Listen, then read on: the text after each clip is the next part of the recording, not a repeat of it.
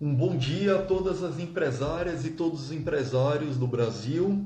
A gente está aqui para dar continuidade a essa série, né, Impactos do Coronavírus, pensando nesses impactos todos, né, que os pequenos negócios estão sofrendo nesse momento, com todos esses acontecimentos.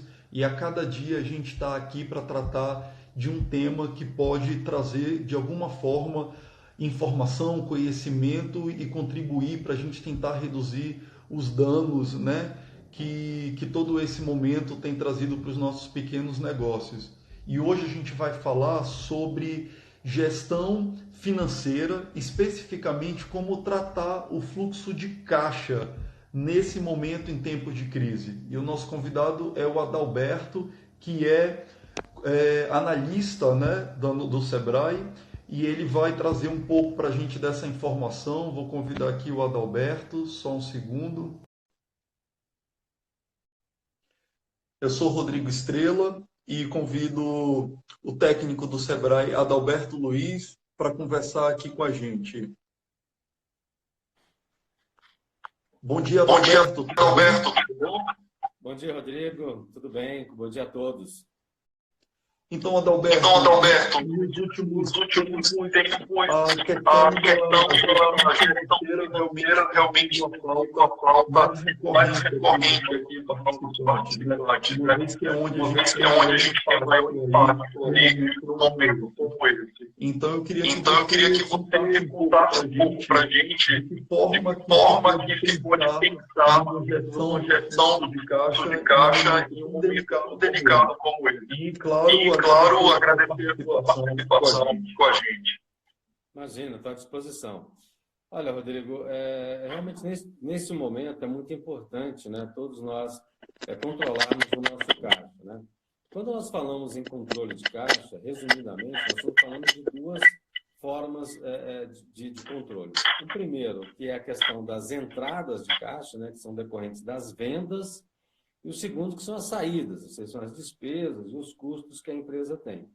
Então, neste momento, é muito importante que as empresas, que os pequenos negócios, que o MEI comece a olhar para verificar o seguinte: como é que estão ou como é que vão ficar as minhas vendas nesse período. Então, eu vou ter mais dificuldade, eu vou perder vendas por conta de não estar com o meu negócio aberto, eu vou deixar de vender porque o MEI, às vezes, ele é um prestador de serviço que não vai conseguir prestar o seu serviço. Então, nesse aspecto, ele tem que buscar alternativas para compensar essa perda de negócios pelo fato de ele não estar na sua atividade normal. Então, por exemplo, ele pode começar a prover os seus produtos ou serviços através da internet. Outro dia eu recebi aqui uma mensagem de um colega que é médico que está fazendo algum tipo de atendimento, logicamente não é a mesma coisa de uma consulta presencial, mas que ele está conseguindo, de alguma forma, atender aos seus clientes, analisando, pelo menos à distância, os resultados de exames, etc. Então, às vezes, o MEI ele pode também buscar essa alternativa. Então, se você não vendia pela internet, você procura uma forma de vender. E quando a gente fala vender pela internet, viu, Rodrigo? Não necessariamente precisa ser uma loja. Hoje você tem alternativas de vendas pelo Instagram, pelo Facebook, pelo WhatsApp. As empresas de cartão, né, que hoje se você não tem uma maquininha e você não teria como fazer essa venda pelo cartão, mas as empresas de cartão hoje já têm mecanismos aí de captura dessa transação, dessa venda, por meio de link. Então, você bota um produto, o cliente quer comprar aquele produto, você manda o link para o cliente, ele paga através daquele link e você recebe e faz a sua venda.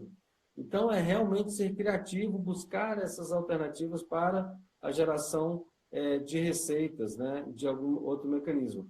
Uma outra coisa importante, pensa em usar esses mecanismos, né, essas empresas de delivery, principalmente o pessoal de restaurantes, mas também outros negócios podem ser feitos dessa forma. Às vezes, uma pessoa que tinha lá, fazia bolos, né? Tinha aquela lojinha de bolos ali, bolos aqui tem bolos do Flávio, aqui em Brasília, né? Então, às vezes, ele não tinha esse mecanismo porque as pessoas iam na loja, né? Era o fluxo do trânsito ali da cidade, a pessoa passava na frente da loja e comprava.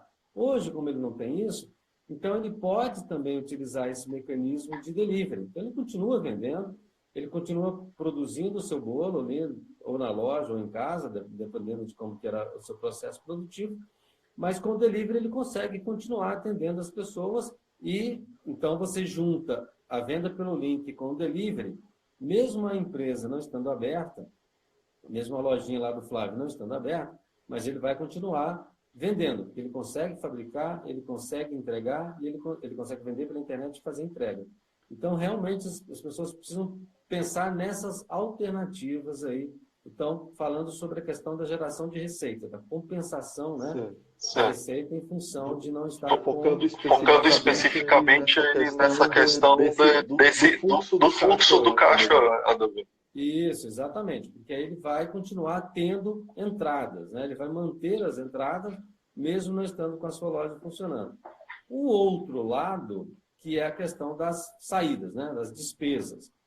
Então, aí, o que o empresário, o empreendedor tem que fazer? Ele tem que, primeiro, ele tem que eliminar qualquer história, qualquer pensamento, qualquer despesa que ele pensava em fazer, talvez até um investimento que ele queria fazer para poder melhorar aí os seus negócios, mas agora ele vai ter que dar uma segurada, né? Ele não tem como fazer nenhum tipo de investimento. Então, segurar isso. Do ponto de vista das despesas, verificar o que ele pode postergar pagamento, mas postergar negociando, né? Não é simplesmente deixar de pagar. Mas, às vezes, é um aluguel, por exemplo. Então, será que ele não consegue negociar com o dono do imóvel para dividir esse aluguel em mais vezes, né? Para ele não ter que ter essa despesa toda de uma vez neste mês? Se ele não consegue, por exemplo, negociar com os fornecedores também uma divisão desse pagamento, para que o desencaixe, né, a despesa nesse período, principalmente, ele seja menor, né? Mas não que ele não vá pagar, né? Não é dizendo para as pessoas, não pago, aquela história do devo, não nego, pago quanto puder. Não é isso. É negociar para postergar esses pagamentos, para que ele tenha um fluxo de caixa agora, como as entradas, né? As vendas devem ser um pouco menores, para que ele também tenha despesas menores e não gere nenhum prejuízo. É importante o empreendedor começar a controlar isso, né? Ele vai ter uma redução de entradas, então que ele também tem uma redução de saídas. Eventualmente, também fazendo uma jornada de trabalho menor, se ele tiver empregado, se ele tiver empregados que podem, a empresa podendo trabalhar. Então, às vezes, ele fazendo uma jornada menor, ele reduz custos com energia, né? Se ele não mantém, por exemplo, quem pode manter padaria que está aberta, né? Então, ele pode fazer um turno menor, ele pode programar melhor a sua produção, por exemplo, na hora de assar o pão. Então, não fazer as mesmas quantidades, porque provavelmente ele não está vendendo o mesmo tanto. Então, ele programa para usar o forno menos tempo. A hora que ele ligar o forno, ele programar para fazer um uso mais contínuo desse forno naquele período, para que ele depois desligue, não precisa ficar ligando, desligando, ligando, desligando. Então, toda essa programação em termos de custos é fundamental que o empresário, o empreendedor, faça neste momento, né? Até nessa questão das entregas. Planejar as entregas também, para que, de repente, ele ganhe escala nessas entregas. Não precisa toda hora fazer uma entrega para a mesma região, sai uma entrega agora, sai outra na sequência. Não. Programa isso, às vezes faz as vendas de manhã e faz todas as entregas à tarde, por exemplo. Então, ele programando isso, ele tem menos custos e aí ele consegue ainda manter esse equilíbrio, né? Que é importante neste momento é manter o equilíbrio entre o que está sendo faturado e o que está tendo de despesa, para que ele não gere prejuízo na operação durante esse período que a gente imagina também que deve ser aí, não deve demorar muito para as atividades, para as coisas voltarem à normalidade. Então, esses dois cuidados tem que ter agora. Em relação à avaliação de custos fixos e variáveis, tem alguma indicação do que seria o melhor poder fazer essa avaliação do que pode esperar, o que realmente precisa ser resolvido agora. Você tem, do ponto de vista de custos variáveis, né, Rodrigo, eles estão diretamente ligados à produção. Então, se você vai ter uma queda na sua produção, novamente, né, imaginando que se tenha algo nesse sentido. Então, se você tem uma queda na produção, então que você consiga fazer com que os seus custos variáveis também sejam menores, né? Então, se eu fabrico bolo e eu comprava lá, sei lá, 50 quilos de farinha para fabricar o bolo, agora talvez eu vou fabricar menos, eu vou gastar 30 quilos. Do ponto de vista dos custos fixos, aí realmente tentar uma negociação, porque vai ser difícil você colocar aí essas despesas de uma forma que você equilibre isso. Então, você tem que realmente renegociar. Negociar com seus fornecedores. Então, a gente está vendo que já tem algumas empresas de energia, água, telefone, que estão postergando os pagamentos, né? O próprio governo está postergando os pagamentos dos tributos. Então, negociar os seus custos fixos. Aluguel, salário não tem como, salário tem que pagar e tudo, né? Então, esse realmente não tem como fugir dele. Mas os outros ampliar, dividir esse pagamento em mais vezes, para que você tenha uma despesa menor neste período agora, para que depois você retome as atividades normalmente. Então, variável. Se vai reduzir produção, reduz o consumo dos custos variáveis, né? Compre menos, para você não ficar com coisa parada, também estoque parado ali sem produzir. E fixo negociar mesmo a extensão dos pagamentos, dos prazos. Entendi. Então, Adalberto, a gente está chegando aqui no próximo e eu queria que você desse uma mensagem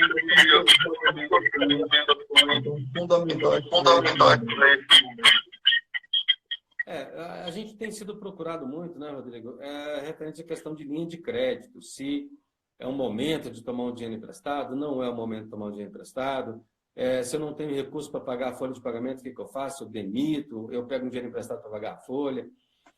Esse é um momento onde o empreendedor vai ter que ter muito cuidado nas suas decisões, seja para tomar um crédito, seja para, eventualmente, se for o caso, demitir em função de uma possível redução de custos.